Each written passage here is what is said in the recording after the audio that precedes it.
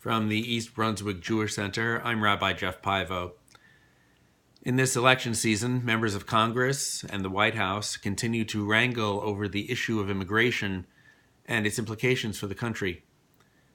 As in previous generations, we are once again facing vexing questions about how to craft a sensible approach to those who come to America seeking a better life.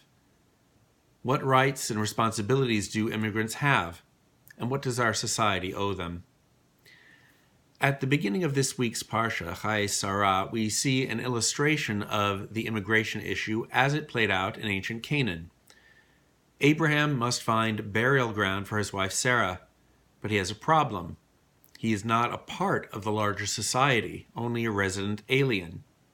As an immigrant, he has no burial rights for himself or his family. The response of the local people is instructive. They engage Abraham in what appears to be a highly formalized negotiation over the right to bury his dead.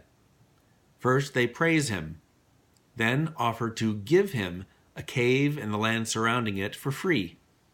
Then they point out that the value of the land, 400 shekels, is really not the kind of thing that should cause a dispute between Abraham and the landowner.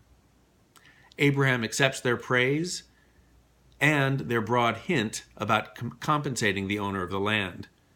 They pretend to give the land to Abraham, and he pretends to accept it while giving the suggested price.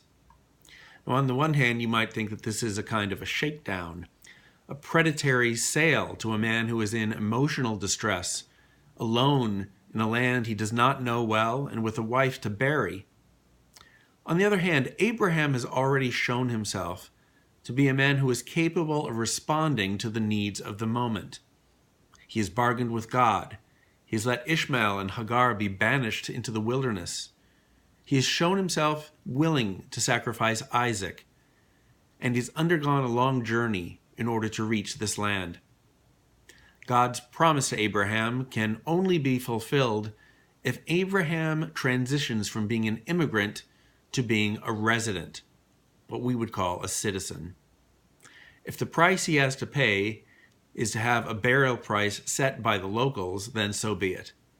As in so many instances in the Torah, God's will is here established through the actions of an individual, someone whose personal interests will eventually blossom into the national destiny.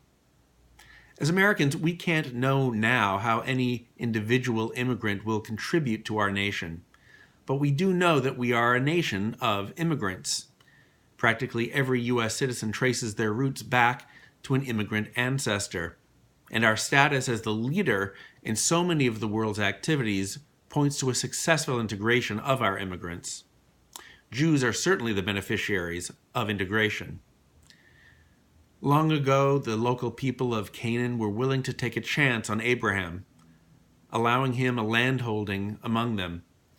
As our national leaders continue to address this issue, my hope and prayer is that we as Jews take the long view on immigration and consider the blessings that future Abrahams might bring to America.